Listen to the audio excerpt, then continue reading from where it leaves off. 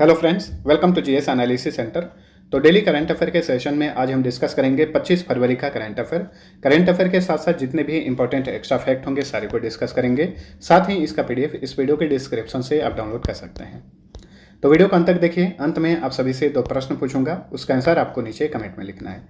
तो अब चलिए स्टार्ट करते हैं। पहला क्वेश्चन है, सबसे कम गेंदों में अर्धशतक जड़ने वाली पहली भारतीय महिला क्रिकेटर कौन बनी है? तो सबसे कम गेंदों में हाफ सेंचुरी लगाने वाली पहली भारतीय महिला क्रिकेटर बन गई हैं ऋचा घोष। ऑप्शन बी सही उत्तर है। ऋचा घोष ने यह उपलब्धि हासिल की है न्यूजीलैंड के खिलाफ मात्र 26 गेंदों में। वैसे इससे पहले ये रिकॉर्ड था रुमेली धर के नाम। इन्होंने 2008 में 29 गेंदों में अर्धशतक जड़ा था। तो रुमेली धर का रिकॉर्ड तोड़ दी है ऋचा घोष। अब देखिए, हाल ही फिलहाल में खेल से रिलेटेड जो इंपॉर्टेंट रिकॉर्ड्स बने हैं इन्हें याद रखिएगा, आगामी परीक्षाओं के लिए महत्वपूर्ण है। ऑस्ट्रेलियाई टी20 लीग बिग बैश में खेलने वाले पहले भारतीय क्रिकेटर बन गए हैं उन्मुख चंद। 2 बार women's cricketer of the year award जीतने वाली पहली भारतीय महिला बन गई हैं स्मृति मंधाना। ये भारत की पहली और विश्व की दूसरी महिला हैं जिन्हें 2 बार women's cricketer of the year का अवार्ड मिला है। सबसे कम उम्र में BWS सुपर 100 टूर्नामेंट जीतने वाली पहली भारतीय बन गई हैं उन्नति हुडा, जो कि हरियाणा से बिलोंग करती हैं। इन्होंने हाल ही में ओडिशा ओपन बैडमिंटन टूर्नामेंट में महिला एकल वर्ग का खिताब जीता था। 1000 वनडे मैच खेलने वाली विश्व की पहली टीम बनी है भारत। फर्स्ट क्लास क्रिकेट के डेब्यू मैच में 13 शतक लगाने वाले यानी ट्रिपल सेंचुरी लगाने वाले पहले भारतीय बन गए हैं शाकिबुल गनी, जो कि बिहार से बिलोंग करते हैं। चलिए अगला क्वेश्चन है, इंडिया रेटिंग्स ने 2021-22 में भारत की जीडीपी वृद्धि दर निम्न में से कितना प्रतिशत रहने का अनुमान लगाया है? तो इंडिया रेटिंग्स ने अनुमान लगाया है कि वित्त वर्ष 2021-22 में भारत की वृद्धि दर रहेगी 8.6%। Option D right answer. इसी तरह से भारत सरकार के राष्ट्रीय सांख्यिकी कार्यालय ने भी अनुमान लगाया है कि भारत की वृद्धि दर रहेगी 9.2%। चलिए अगला क्वेश्चन है, हाल ही में किसने विज्ञान सर्वत्र पूज्यते नामक स्मरणोत्सव कार्यक्रम का शुभारंभ किया? हाल ही में इस कार्यक्रम का शुभारंभ किए केंद्रीय मंत्री जी किशन रेड्डी। इनके पास 3 मंत्रालय हैं, केंद्रीय संस्कृति मंत्रालय, केंद्रीय पर्यटन मंत्रालय और केंद्रीय पूर्वोत्तर क्षेत्र के विकास मंत्रालय। तो जी किशन रेड्डी ने इस कार्यक्रम का शुभारंभ किया है और ये कार्यक्रम विज्ञान और प्रौद्योगिकी क्षेत्र में देश की विरासत को प्रदर्शित करने के उद्देश्य से 28 फरवरी तक देश भर में 75 स्थानों पर एक साथ आयोजित किया जा रहा है। 28 फरवरी को राष्ट्रीय विज्ञान दिवस मनाया जाता है। अब देखिए, हाल ही फिलहाल में जो इंपॉर्टेंट महोत्सव मनाए गए हैं इन्हें याद रखिएगा। 48वां खजुराहो नृत्य महोत्सव कहाँ पर आयोजित किया जा रहा है? मध्य प्रदेश में। मोनपा आदिवासी का तोरग्या महोत्सव हाल ही में मनाया गया अरुणाचल प्रदेश में।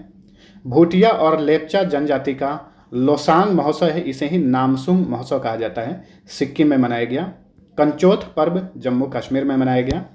मेदाराम जात्रा महोत्सव इसे मनाया गया तेलंगाना में। मेदाराम जात्रा महोत्सव ये कुंभ मेले के बाद भारत का दूसरा सबसे बड़ा महोत्सव है। मेदाराम जात्रा महोत्सव हर 2 साल पर एक बार आयोजित किया जाता है तेलंगाना में। चलिए अगला क्वेश्चन है, हाल ही में सुर्खियों में रहा कीव किस देश की राजधानी है? कीव ये यूक्रेन की राजधानी है। यूरोपीय कंट्री है यूक्रेन, तो यूक्रेन की राजधानी है कीव। कीव सुर्खियों में क्यों रहा है? तो देखिए, हाल ही में रूस ने कीव में इसके अलावा यूक्रेन के अन्य कई शहरों में बमबारी किया है, सैन्य कार्रवाई की है। इसी वजह से यूक्रेन काफ़ी सुर्खियों में है। तो याद रखिएगा, कीव जो है ये यूक्रेन की राजधानी है। यूक्रेन ने अपने क्षेत्र पर रूसी हमले के बाद रूस के साथ सभी तरह के कूटनीतिक रिश्तों को तोड़ दिया है। ठीक है, यूक्रेन ने देश में आपातकाल की घोषणा की है, आपातकाल लगा दिया है रूस के हमले के बाद। रूस ने यूक्रेन के डोनेट्स्क और लुहांस्की को यूक्रेनी क्षेत्र से अलग होने की स्वतंत्रता को मान्यता दे दी है। यानी रूस ने हमला किया है और ये यूक्रेन के क्षेत्र हैं डोनेट्स्क और लुहांस्की, इन दोनों को स्वतंत्र राज्य घोषित कर दिया है रूस ने। ठीक है, यूक्रेन के वर्तमान में राष्ट्रपति हैं वोलोडोमिर जेलेंस्की, रूस के राष्ट्रपति हैं व्लादिमीर पुतिन और ये यूक्रेन के राष्ट्रपति हैं वोलोडोमिर जेलेंस्की, मिलता जुलता नाम है। यूक्रेन के वर्तमान में प्रधानमंत्री हैं डेनिस शमीहाल, यहाँ की संसद का नाम है वेरखोना राडा, यहाँ की करेंसी है हिरुनिया। चलिए अगला क्वेश्चन है, 22 फरवरी 2022 को निम्न में से किस गणितज्ञ को रामानुजन पुरस्कार 2021 से सम्मानित किया गया? तो देखिए हाल ही में 22 फरवरी को 2021 के लिए रामानुजन पुरस्कार से सम्मानित किया गया नीना गुप्ता को। Option D right answer. Neena Gupta जो हैं ये कोलकाता स्थित भारतीय सांख्यिकी संस्थान की प्रोफेसर हैं और इन्हें एफाइन बीजीय ज्यामिति और कम्यूटेटिव बीज गणित में उनके उत्कृष्ट कार्य के लिए रामानुजन पुरस्कार दिया गया है। रामानुजन पुरस्कार जो है 45 वर्ष से कम आयु के गणितज्ञों को दिया जाता है जिन्होंने किसी विकासशील देश में उत्कृष्ट अनुसंधान किया हो। इस पुरस्कार की शुरुआत की गई थी 2005 में। $15,000 इनामी राशि दी जाती है इस पुरस्कार के तहत। अब पुरस्कार का बात चल गया है तो नवीनतम टॉप 5 पुरस्कार का रिवीजन कर लेते हैं। Business leader of the year का पुरस्कार दिया गया है योहान पूनावाला को। भारत की सबसे भरोसेमंद सार्वजनिक क्षेत्र की कंपनी का पुरस्कार दिया गया है कोलकाता स्थित कोल इंडिया लिमिटेड को। Business standard banker of the year 2020-21 के विजेता बने हैं संदीप बख्शी। ये आईसीआईसीआई बैंक के एमडी और सीईओ हैं। नेताजी पुरस्कार 2022 दिया गया जापान के पूर्व प्रधानमंत्री शिंजो आबे को। डायलन थॉमस पुरस्कार 2022 की विजेता बनी है निधि जग। वैसे डायलन थॉमस पुरस्कार जो है विश्व के कई सारे लोगों को दिया गया है, इसमें से एक भारतवंशी है, इनका नाम है निधि जग। केंद्र सरकार ने किस राज्य या केंद्र शासित प्रदेश में जन भागीदारी अधिकारिता पोर्टल लॉन्च किया है? तो जन भागीदारी एम्पावरमेंट पोर्टल लॉन्च किया गया है जम्मू कश्मीर में। Option A right answer. हाल ही फिलहाल में बहुत सारे ऐप और पोर्टल लॉन्च किए गए हैं। किस ऐप को किसने लॉन्च किया है ये इंपॉर्टेंट है। अपना कांगड़ा नामक ऐप लॉन्च किया है हिमाचल प्रदेश ने। परख नामक पोर्टल लॉन्च किया है अखिल भारतीय तकनीकी शिक्षा परिषद ने। स्वराजबिलिटी पोर्टल लॉन्च किया है आईआईटी हैदराबाद ने। क्विट टोबैको ऐप लॉन्च किया है तंबाकू का आदत छुड़ाने के लिए विश्व स्वास्थ्य संगठन ने। हाल ही में किसान ऐप लॉन्च किया है आईआईटी रुड़की ने। नेक्स्ट, केंद्रीय मंत्री सर्बानंद सोनोवाल ने हाल ही में किस स्थान पर निकर्सन सदन नामक ड्रेजिंग संग्रहालय का उद्घाटन किया? तो हाल ही में निकर्सन सदन नामक ड्रेजिंग संग्रहालय का उद्घाटन किया गया विशाखापट्टनम में, आंध्र प्रदेश के विशाखापट्टनम में। ऑप्शन बी राइट आंसर है। केंद्रीय मंत्री सर्बानंद सोनोवाल जो हैं इनके पास 2 मंत्रालय हैं। कौन कौन सा मंत्रालय? केंद्रीय जहाजरानी मंत्रालय और केंद्रीय आयुष मंत्रालय। अब देखिए संग्रहालय का बात चल गया है तो हाल ही में बहुत सारे संग्रहालयों का उद्घाटन किया गया। भारत का पहला ओपन रॉक संग्रहालय कहाँ स्थापित किया गया है? हैदराबाद में। भारत का पहला खाद्य सुरक्षा संग्रहालय कहाँ स्थापित किया गया है? तमिलनाडु के तंजावुर में। भारत का पहला श्रम आंदोलन संग्रहालय कहाँ स्थापित किया गया है? केरल के अल्लापुझा में। केंद्रीय गृह मंत्री अमित शाह ने मणिपुर में रानी गैदिनल्यू आदिवासी स्वतंत्रता सेनानी संग्रहालय की आधारशिला रखी। और पीएम मोदी ने पिछले साल बिरसा मुंडा स्मृति उद्यान सह स्वतंत्रता सेनानी संग्रहालय का उद्घाटन किया था। कहां पर? रांची में। नेक्स्ट, दुनिया का सबसे खूबसूरत माना जाने वाला म्यूजियम ऑफ द फ्यूचर कहां पर खोला गया है? वेरी इंपॉर्टेंट क्वेश्चन बनेगा। तो देखिए म्यूजियम ऑफ द फ्यूचर इसे खोला गया है दुबई में, यूनाइटेड अरब अमीरात के दुबई में। ऑप्शन सी राइट आंसर है। तो 7 मंजिला इस म्यूजियम में साल 2071 तक की टेक्नोलॉजी और दुनिया को दर्शाया गया है। इस म्यूजियम का नाम रखा गया है म्यूजियम ऑफ द फ्यूचर। कहाँ स्थापित किया गया है? दुबई में। ठीक है, दुबई जो है ये यूनाइटेड अरब अमीरात का एक शहर है। और ध्यान रखिएगा हाल ही में भारत सरकार ने घोषणा की है कि यूनाइटेड अरब अमीरात में एक आईआईटी संस्थान स्थापित किया जाएगा और इस तरह से भारत जो है पहली बार किसी दूसरे देश में आईआईटी संस्थान की स्थापना करेगा। संग्रहालय से रिलेटेड 2 फैक्ट्स हैं। भारत का सबसे पुराना और सबसे बड़ा संग्रहालय कौन सा है? इंडियन म्यूजियम जो कि कोलकाता में है। इंडियन म्यूजियम को ही इंपीरियल म्यूजियम भी कहा जाता है। वहीं विश्व का सबसे बड़ा म्यूजियम कौन सा है? ये हर्मिटेज म्यूजियम है जो कि रूस के सेंट पीटर्सबर्ग में है। बहुराष्ट्रीय फर्नीचर कंपनी आइकिया इंडिया की पहली महिला सीईओ कौन बनी है? तो आइकिया जो है ये एक विदेशी फर्नीचर कंपनी है। इसके भारत क्षेत्र के लिए पहली महिला सीईओ बनी है सुजैन पुलवरर। ऑप्शन ए सही उत्तर है। इन्हें पीटर बेट जेल के स्थान पर नियुक्त किया गया है। आइकिया की स्थापना 28 जुलाई 1943 में की गई थी। इसका मुख्यालय नीदरलैंड के डेल्फ में है। अब देखिए अलग अलग संस्थाओं में अलग अलग कंपनियों में प्रथम महिला नियुक्तियां की गई हैं हाल ही फिलहाल में।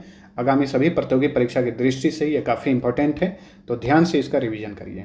अंतर्राष्ट्रीय मुक्केबाजी संघ की कोच समिति का सदस्य बनने वाली पहली भारतीय महिला बनी है तडांग मिनू। ये अरुणाचल प्रदेश की हैं। ONGC यानी ऑयल नेचुरल गैस कॉरपोरेशन की प्रथम महिला चेयरमैन और मैनेजिंग डायरेक्टर बनी है अलका मित्तल। भारतीय पर्वतारोहण फाउंडेशन की पहली महिला अध्यक्ष बनी है हर्षवंती बिष्ट।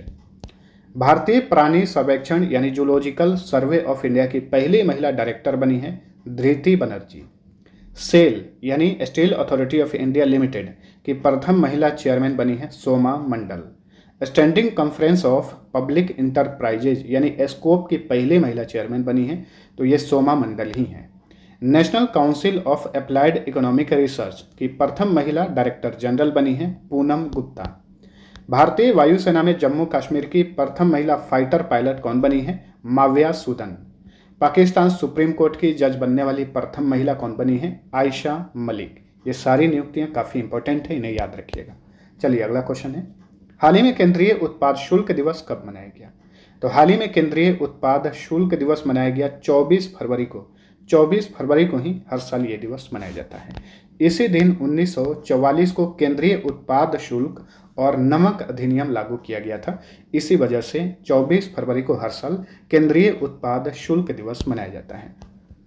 अब देखिए फरवरी माह में जितने भी इंपॉर्टेंट दिवस मनाए गए हैं इनका फटाफट रिवीजन कर लीजिए थीम के साथ। 2 फरवरी को वर्ल्ड वेटलैंड्स दिवस मनाया जाता है, विश्व आर्द्रभूमि दिवस। थीम आप देख सकते हैं, थीम आप लोग देखते चलिए। 4 फरवरी को विश्व कैंसर दिवस मनाया जाता है। 4 फरवरी को ही मानव बंधुत्व का अंतर्राष्ट्रीय दिवस भी मनाया जाता है। 10 फरवरी को विश्व दलहन दिवस मनाया जाता है। 11 फरवरी को विज्ञान में महिलाओं और लड़कियों का अंतर्राष्ट्रीय दिवस मनाया जाता है। 13 फरवरी को राष्ट्रीय महिला दिवस मनाया जाता है। 13 फरवरी को विश्व भर में एक और दिवस मनाया जाता है, विश्व रेडियो दिवस। 14 फरवरी को अंतर्राष्ट्रीय मिर्गी दिवस मनाया जाता है। 21 फरवरी को अंतर्राष्ट्रीय मातृभाषा दिवस मनाया जाता है। चलिए अगला क्वेश्चन है, राकेश शर्मा को 3 साल की अवधि के लिए फिर से किस बैंक का प्रबंध निदेशक और मुख्य कार्यकारी अधिकारी यानी MD एंड CEO नियुक्त किया गया है? तो राकेश शर्मा फिर से 3 साल की अवधि के लिए IDBI बैंक के MD और CEO बनाए गए हैं। Option C right answer. IDBI bank जो है ये भारत का औद्योगिक विकास बैंक है। इसका फुल फॉर्म होता है industrial development bank of India. इसकी स्थापना की गई थी 1 जुलाई 1964 को। IDBI बैंक के चेयरमैन हैं MR कुमार। MR कुमार जो हैं वर्तमान समय में LIC के भी चेयरमैन हैं और LIC का लगभग 49% हिस्सा है IDBI बैंक में, तो इस बैंक के भी चेयरमैन MR कुमार ही हैं। IDBI बैंक का टैगलाइन है बैंक ऐसा दोस्त जैसा। नेक्स्ट 23 से 25 फरवरी तक दूसरा बांग्लादेश फिल्म महोत्सव 2022 का आयोजन कहां पर किया गया? तो देखिए हाल ही में बांग्लादेश फिल्म महोत्सव के दूसरे संस्करण का आयोजन किया गया त्रिपुरा की कैपिटल अगरतला में।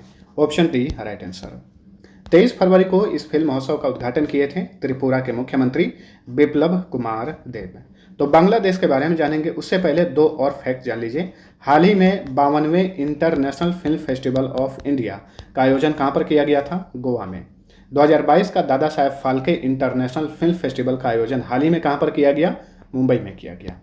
अब बांग्लादेश का मैप देखिए, क्योंकि बांग्लादेश भारत का पड़ोसी देश है, तो ये भारत के कितने राज्यों से अपनी सीमा शेयर करता है याद रखिएगा। 5 राज्यों से अपनी सीमा शेयर करता है। यह राज्य है मिजोरम, त्रिपुरा, असम, मेघालय और पश्चिम बंगाल। इसमें त्रिपुरा जो है ये बांग्लादेश से तीनों ओर से घिरा हुआ है। गंगा नदी को बांग्लादेश में पद्मा और ब्रह्मपुत्र नदी को बांग्लादेश में जमुना के नाम से जाना जाता है। बांग्लादेश की राजधानी है ढाका। ढाका में ही बिम्स्टेक का मुख्यालय है। बिम्स्टेक जो संगठन है इसका मुख्यालय ढाका में ही है। यहाँ के राष्ट्रपति हैं अब्दुल हामिद, प्रधानमंत्री हैं शेख हसीना, संसद का नाम है जातीय संसद, करेंसी का नाम है टाका, यहाँ का राष्ट्रीय खेल है कबड्डी। और देखिए ढाका में ही स्थित है बिम्स्टेक, साथ साथ में South Asian football federation. Next, हाल ही में किसने किसान ड्रोन यात्रा नामक पहल का शुभारंभ किया?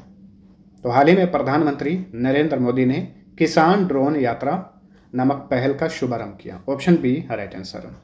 तो किसान ड्रोन का इस्तेमाल जो है खेतों में कीटनाशकों का छिड़काव करने के लिए किया जाएगा। तो किसान ड्रोन यात्रा को लॉन्च किए हैं प्रधानमंत्री नरेंद्र मोदी। तो इस पहल के तहत किसान ड्रोन यात्रा पहल के तहत PM मोदी ने 16 राज्यों के विभिन्न शहरों और कस्बों में 100 किसान ड्रोनों को हरी झंडी दिखाई। किसान ड्रोन यात्रा पहल जो है ये गरुड़ एरोस्पेस प्राइवेट लिमिटेड ने शुरू किया है। तो फ्रेंड्स, ये था हमारा आज का करंट अफेयर। वीडियो पसंद आया है तो लाइक और शेयर जरूर करना। अब फटाफट डेली की तरह पिछले क्लास का क्विक रिवीजन कर लीजिए। पहला क्वेश्चन है, प्रधानमंत्री की आर्थिक सलाहकार परिषद के पूर्णकालिक सदस्य के रूप में निम्न में से किसे नियुक्त किया गया है? संजीव सान्याल को। किस देश ने हाल ही में हाइड्रोजन से चलने वाली अपनी पहली ट्रेन लॉन्च किया है? जापान ने। हाल ही में मलयालम फिल्मों की किस प्रसिद्ध अभिनेत्री का 74 साल की उम्र में निधन हो गया? केपीएसी Lalita.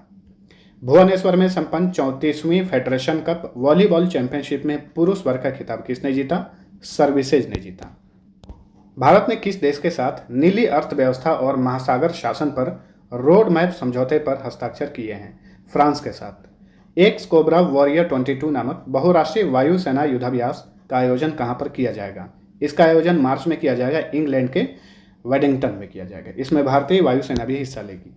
International rubber study group के नए अध्यक्ष कौन बने हैं? KN राघवन। रियो ओपन 2022 टेनिस खिताब जीतकर ATP 500 चैंपियन बनने वाले सबसे कम उम्र के खिलाड़ी कौन बने हैं? कार्लोस अल्काराज, स्पेन के खिलाड़ी हैं। नदियों में नौका सेवाओं के लिए night navigation mobile app launch करने वाला भारत का पहला राज्य कौन बना है? असम। 22 फरवरी 2022 को निम्न में से किस देश ने लगभग 300 साल बाद पहली बार अपना स्थापना दिवस मनाया? सऊदी अरब ने। कोका कोला इंडिया के soft drink brand Thums Up ने किस अभिनेता को अपना ब्रांड एम्बेसडर नियुक्त किया है? शाहरुख खान को। IBM पूरे एशिया प्रशांत क्षेत्र के लिए अपना पहला साइबर सुरक्षा केंद्र कहां स्थापित करेगा? बेंगलुरु में। ऑर्गेनिक इंडिया द्वारा कितने जैविक किसानों को हाल ही में धरती मित्र पुरस्कार से सम्मानित किया गया? 5 किसानों को। अब लास्ट क्विज का आंसर जान लीजिए। पहला क्वेश्चन था, तीसरे राष्ट्रीय जल पुरस्कार 2020 में सर्वश्रेष्ठ राज्य श्रेणी में पहला पुरस्कार किसने जीता? इसका राइट आंसर था ऑप्शन ए, उत्तर प्रदेश। दूसरा क्वेश्चन था, 5वें खेलो इंडिया यूथ गेम्स 2022-23 की मेजबानी किस राज्य को सौंपी गई है? इसका सही उत्तर था मध्य प्रदेश। तो मैक्सिमम लोगों ने आंसर सही दिया था। अब चलिए, आज का पहला क्वेश्चन है, पुनासा जल प्रपात किस नदी पर स्थित है? दूसरा क्वेश्चन है, मानस बल झील किस राज्य में है? तो दोनों क्वेश्चन का आंसर नीचे कमेंट करके बताइए। मिलते हैं अगले वीडियो में, तब तक के लिए टेक केयर।